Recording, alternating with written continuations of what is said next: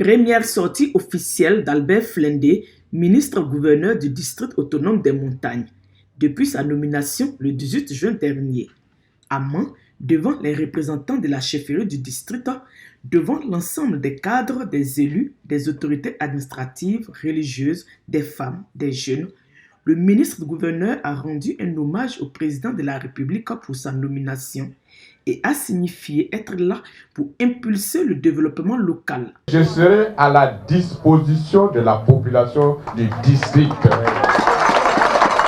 Et je serai en train de travailler dans la complémentarité. C'est-à-dire, ce que la commune fait, elle doit faire bien. Ce que le conseil régional fait, il doit faire bien. Je ne suis pas venu pour être les gendarmes ni des collectivités, ni de l'administration déconcentrée. Je suis venu pour compléter. Et je suis venu, comme le président de la République nous l'a recommandé, pour être ceux-là qui permettent à ce que le président fait à travers le gouvernement. Il faut que ça arrive à la population. C'est ça notre rôle. Les cadres et élus du district ont exhorté les populations à prôner l'union, la solidarité, la paix, la cohésion sociale pour un développement harmonieux du district qui présente encore de nombreux défis à relever. Notre district a un léger retard sur le reste de la Côte d'Ivoire. L'Ouest regorge de potentialités que nous estimons inexploitées. À nous de les exploiter. Et le moment, c'est maintenant. Chers parents, nous sollicitons donc votre accompagnement. Le temps de la solidarité, de l'union des filles et des fils du district des montagnes a sonné. Quand on est ensemble, on est toujours plus fort. Quand on est ensemble, on va toujours plus loin. Le district autonome des montagnes, situé à l'ouest de la Côte d'Ivoire, est composé des régions du Tonkpi, du Guémon et du Cavali.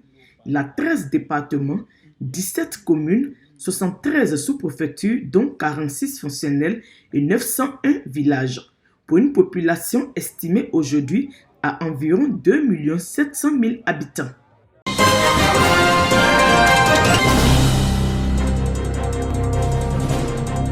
La route Gagnoua-Oumé, longue de 58 km, toujours en chantier et les travaux se poursuivent. Pour autant, le tronçon Oumé-Diegonefla demeure un calvaire. Le vice-président du conseil régional du Gor, sur le chantier, l'a vécu comme bien d'usagers de cette voie. Tous nourrissent l'espoir de voir les travaux de réhabilitation de cette route Gagnoua-Oumé totalement achevés dans un délai raisonnable.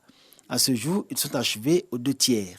Nous aurons une chaussée qui va tenir longtemps et qui va nous permettre d'utiliser cette route carrossable. La réhabilitation de la route Gagnoua-Oumé a été annoncée en 2019 par feu le Premier ministre Amadou Gon Coulibaly en visite dans la région du Gor. Un énorme bénéfice pour le conseil régional du Gor, fortement préoccupé par l'état de cette route quasi impraticable, objet de grogne de ses usagers, mais qui ne pouvait, au regard de ses prérogatives, inscrire la réhabilitation de la route Gagnoua-Oumé au rang de ses projets à réaliser. Pour le reste, de nombreuses actions ont été menées et des projets sont en cours de réalisation, comme la construction d'un second collège moderne à Oumé, entièrement financé par le conseil régional du Gor.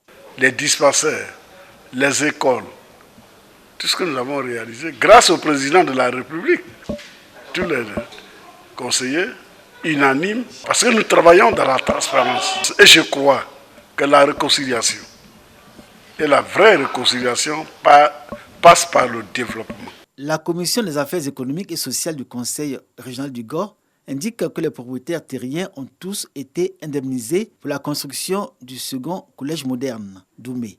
Coût global des travaux, 300 millions de francs CFA.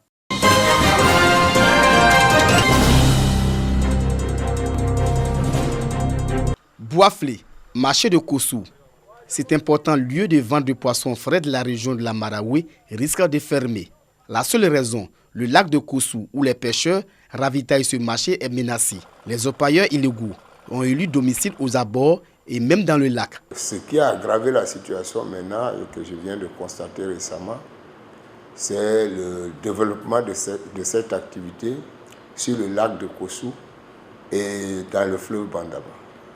Sur l'eau, il y a plus de 100 dragues sur les eaux qui sont en train de chercher de l'eau. Les dragues flottants, ce sont des grosses machines que les gars fabriquent. Ils s'installent sur le plan d'eau et ils pompent l'eau, ils pompent la boue Ils voulaient faire sortir de l'or. Le gravier qui saute, ils ne vont pas le laver sur la rive. Mais ça, le traitement, c'est pas sur place. Avant, ce qu'on voyait là, il y avait des empailleurs ici, mais eux, ils n'ont rien à voir avec ceux qui sont actuellement sur le lac. Actuellement, vous entendez le bruit. C'est eux qui font qu'actuellement, il n'y a plus de poissons. Avec ce bruit-là, on ne peut plus avoir du poisson. Les poissons aussi ont fui. Ces orpailleurs illicites utilisent des produits nocifs qui menacent la survie des poissons, réduisant du coup l'activité de pêche à néant. Aujourd'hui, cette eau-là, elle est menacée dans son intégrité à travers les produits chimiques utilisés, tels que le mercure et le cyanure. Si cela continue, avec le mercure, avec la turbidité élevée de l'eau, la ressource halieutique forcément va prendre un coup parce qu'il n'y aura plus de reproduction, les poissons vont mourir d'intoxication et tout ceci menace cette ressource-là et menace l'économie locale. Vous savez, le poisson à boisflé, c'est une réalité. C'est des produits qui petit à petit peuvent se retrouver dans la chair du poisson. Et quand ça se retrouve dans la chair du poisson, nous aussi, notre organisme peut aussi avoir un stockage. Il faut prévenir pour qu'on ne soit pas surpris dans les années à venir. Plusieurs poissons flottent au-dessus du lac après avoir ingurgité l'eau polluée. Un danger pour les consommateurs. Le mercure et le cyanure sont des métaux lourds. Donc une fois dans l'eau, le poisson, ça va aller dans l'organisme du poisson. Et les métaux lourds en général, ça reste dans l'organisme du poisson. Et quand ces métaux lourds sont consommés en consommant le poisson, ça agit aussi sur l'organisme humain. Actuellement, les poissons meurent sur l'eau seule.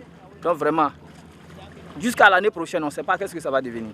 La pêche n'est pas la seule activité menacée par le paillage illégal sur le lac Kossou. Le maraîcher est développé à partir de l'eau. Et s'il y a paillage clandestin, et s'il y a pollution de l'eau, cela veut sans dire qu'il y a également un impact sur nos produits, sur les maraîchers. Et ce qu'on constate également, c'est que les jeunes gens préfèrent aller s'adonner à l'orpaillage clandestin que d'aller travailler dans le champ. Donc on a un souci de main-d'œuvre. Le bandama, qui approvisionne le lac de Kossou, connaît une pollution. Pollution, si on y prend garde, constituera un danger pour l'approvisionnement en eau potable. Le bandama, c'est un bassin versant. Et le lac de Kossou est sur le bras du bandama blanc. Ça veut dire qu'après le barrage, nous allons jusqu'à, vous savez, le bandama, son exutoire, c'est Grand Laou. Voilà, c'est cette eau-là que la SODECI utilise pour le traitement. Alors si cette eau-là est polluée par les métaux lourds, par le mercure et autres, c'est véritablement une menace pour la production en eau potable de toutes les villes qui sont alignées sur ce bras du bandama. À Boisflé, tous les acteurs de la filière pêche voient leurs activités disparaître si des solutions idoines ne sont pas trouvées. Il y a des inquiétudes à se faire, surtout quand on sait que dans la région, la pêche constitue une activité importante. Beaucoup de ménages vivent de cette pêche. C'est toute une chaîne qui est aujourd'hui menacée. Aujourd'hui, fait 41 ans que je suis sur le lac Kossou, mais à cause de la pollution d'eau aujourd'hui, nous avons beaucoup de difficultés pour avoir le poisson sur le lac. Ça met beaucoup de familles au chômage. S'il n'y a plus de poissons, eux ne pourront pas vendre. Nous autres aussi, ça nous met aussi au chômage. Ça ne nous arrange pas. Pour tirer la sonnette d'alarme, pêcheurs, acheteurs et revendeurs sont descendus dans les rues de Boisflé. Direction la préfecture de région pour demander l'intervention du gouvernement afin de solliciter une solution adéquate à l'orpaillage illégal qui menace la pêche en Côte d'Ivoire. Ce que moi je demande au gouvernement, vraiment il demande une doléance auprès du président Alassane Ouattara de nous aider. Il faut que la poisson soit comme avant. Dans la Marawi, tous sont mobilisés pour le retrait des orpailleurs illégaux sur le lac Kossou. Mieux, les victimes de la pratique de l'orpaillage illicite sur le lac Kossou saluent la décision du dernier Conseil national de sécurité sur l'orpaillage illégal. Le Conseil national de sécurité a autorisé la création d'un groupement spécial de répression de l'orpaillage illégal fort de 560 éléments, dont 460 gendarmes et 100 agents des eaux et forêts. L'orpaillage illicite fait perdre à l'économie ivoirienne plus de 400 milliards de francs CFA par an, selon le ministère des Mines.